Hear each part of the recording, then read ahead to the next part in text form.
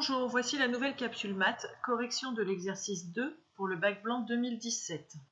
Voici le rappel de l'énoncé qui concernait les fonctions exponentielles. Dans les deux premières parties, nous allons étudier l'existence de tangentes communes aux courbes représentatives de f et j.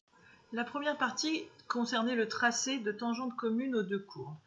Je vous rappelle que des tangentes touchent les courbes en un seul et unique point. Dans la partie B, on admet l'existence d'une tangente commune. Le but est de trouver une équation qui permettra de déterminer les abscisses des points où la tangente touche la courbe. Je vous rappelle tout d'abord l'équation de la tangente à la courbe représentative d'une fonction f en un point d'abscisse A. Y est égal à f' de A facteur de x moins A plus f de A. Ce qui nous permet de déduire que f' de A est le coefficient directeur de la tangente. Après le calcul de la dérivée de la fonction f, on obtient donc pour le coefficient directeur de la tangente à CF en A, f' de A est égal à exponentielle A. De même, après avoir dérivé la fonction g, on obtient donc le coefficient directeur à CG est égal à exponentielle moins b. Pour la question C, étant donné que la tangente est commune, les coefficients directeurs sont donc égaux, on obtient exponentielle A égale exponentielle moins b, ce qui nous donne, grâce aux propriétés de la fonction exponentielle, A est égal à moins B, soit B est égal à moins A. Pour déterminer l'équation demandée dans la question 2, nous allons tout d'abord écrire les deux équations réduites des tangentes aux courbes CF et CG. On obtient d'une part y égale x exponentielle A plus exponentielle A facteur de 1 moins A, et d'autre part y est égal à x exponentielle moins b plus 1 moins exponentielle moins b exponentielle moins b. En remplaçant moins b par a d'après l'égalité obtenue dans la partie 1, on obtient donc y est égal à x exponentielle a plus 1 plus exponentielle a facteur de a moins 1. Les deux tangentes étant égales, puisque c'est une tangente commune, les équations réduites sont les mêmes. On a déjà vu dans la première question l'égalité des coefficients directeurs, donc les ordonnées à l'origine doivent être également les mêmes. On obtient l'égalité exponentielle a facteur de 1 moins a est égale à 1 plus exponentielle a facteur de a moins 1. En factorisant et en développant, on obtient l'équation 2 facteur de x moins 1 facteur de exponentielle x plus 1 est égal à 0. Passons maintenant aux parties C et D qui vont permettre de prouver l'existence de la tangente après l'étude de la fonction déterminée dans la partie B.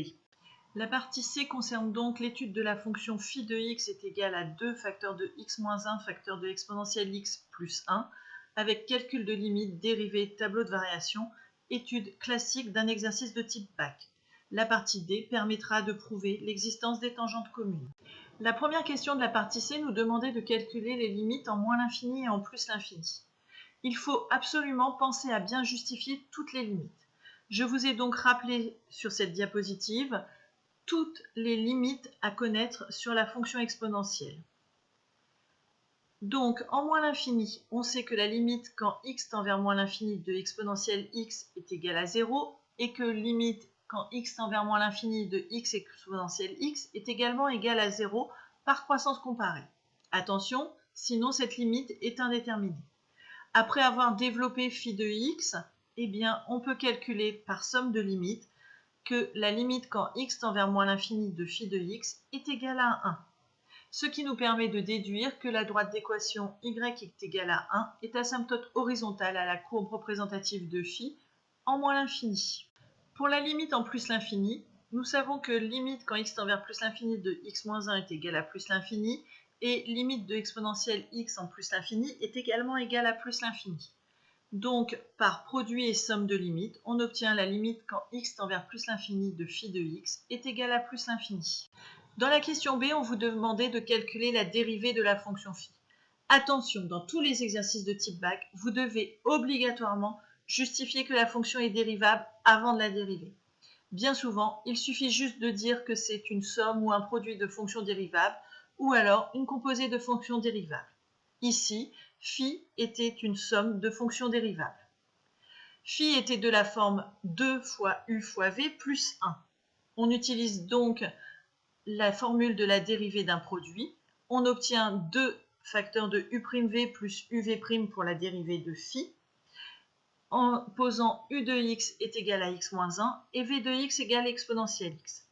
Au final, on obtient que la dérivée de phi est juste 2x exponentielle x.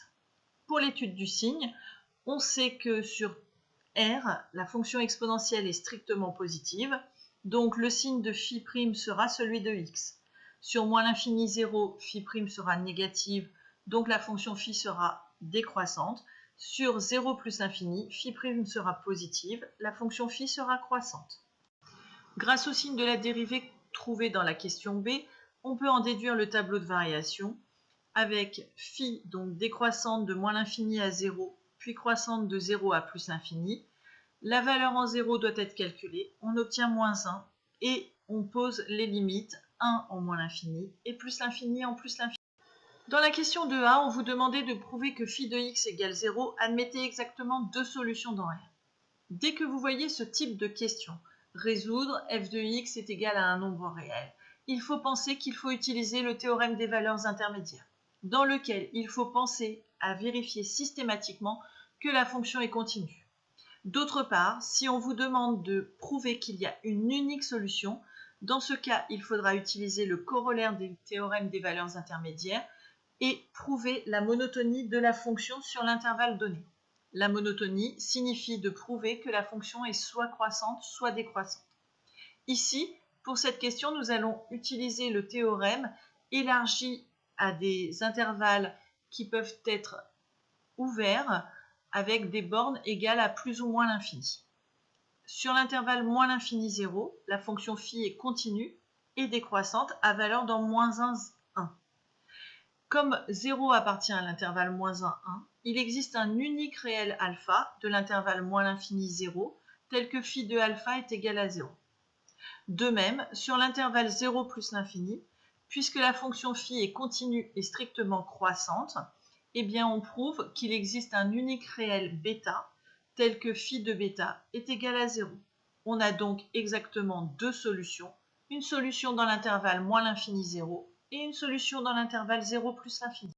Pour déterminer une valeur approchée de alpha et bêta au centième, il faut utiliser la calculatrice. Vous devez d'abord saisir la fonction phi. Ensuite, il faut utiliser le tableau de valeurs. Nous allons tout d'abord déterminer un encadrement de la valeur de alpha à l'unité. En effet, si vous passez directement au centième, cela vous donne trop de valeurs sur la calculatrice pour pouvoir déterminer la valeur de alpha. Donc, première étape, nous allons utiliser le pas 1.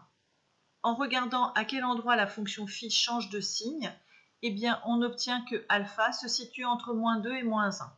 Alors, on va maintenant passer au pas 0,1, c'est-à-dire au dixième, en mettant le début du tableau de valeurs à moins 2.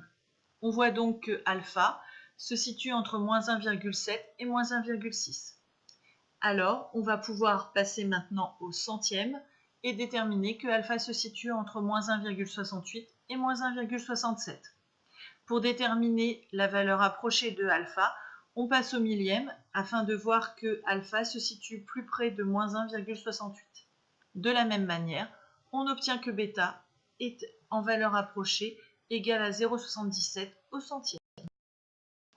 Dans cette dernière partie de l'exercice, nous allons prouver l'existence des tangentes communes, ce que nous avions admis dans la partie B.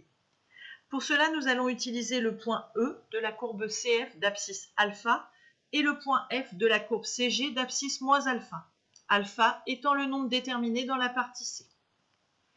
Puisque E appartient à la courbe CF, E a pour coordonnées alpha f de alpha, c'est-à-dire alpha exponentielle alpha. F étant un point de la courbe CG, il a pour coordonnées moins alpha, g de moins alpha, c'est-à-dire moins alpha, 1 moins exponentielle alpha. Je vous ai rappelé comment calculer le coefficient directeur d'une droite passant par deux points A et B. Le coefficient directeur A est égal à delta y sur delta x, c'est-à-dire yb moins ya sur xb moins xa. En appliquant cette formule aux points E et F, on détermine que le coefficient directeur de la droite EF est égal à 1 moins 2 exponentielle alpha sur moins 2 alpha. Il ne faut pas oublier que alpha est solution de l'équation 2 facteur de x moins 1 facteur de exponentielle x plus 1 est égal à 0. Ce qui nous permet de déduire l'égalité 2 alpha exponentielle alpha est égal à 2 exponentielle alpha moins 1. Nous allons remplacer cette valeur dans le calcul du coefficient directeur et on obtient au final que le coefficient directeur de la droite EF est égal à exponentielle alpha. Dans la partie B, nous avions prouvé que le coefficient directeur de la tangente au point d'abscisse A était égal à exponentielle A. La droite EF est donc bien la tangente à la courbe CF au point d'abscisse alpha. Pour prouver que la droite EF est également la tangente à la courbe CG au point F, nous allons utiliser ce que nous avions démontré dans la partie B, c'est-à-dire que le coefficient directeur de la tangente à la courbe CG au point d'abscisse moins alpha est égal à exponentielle alpha. Or, d'après la question précédente, la droite EF a pour coefficient directeur exponentielle alpha et passe par le point F. Donc, la droite EF est tangente à la courbe CG au point d'abscisse moins alpha. Les deux courbes ont donc au moins une tangente commune. Merci d'avoir regardé cette correction de l'exercice 2 du bac blanc 2017. J'espère qu'elle vous aura permis de mieux comprendre vos erreurs et de ne plus les faire à l'avenir. À bientôt pour la correction d'autres exercices. Cliquez sur le pouce bleu. Merci.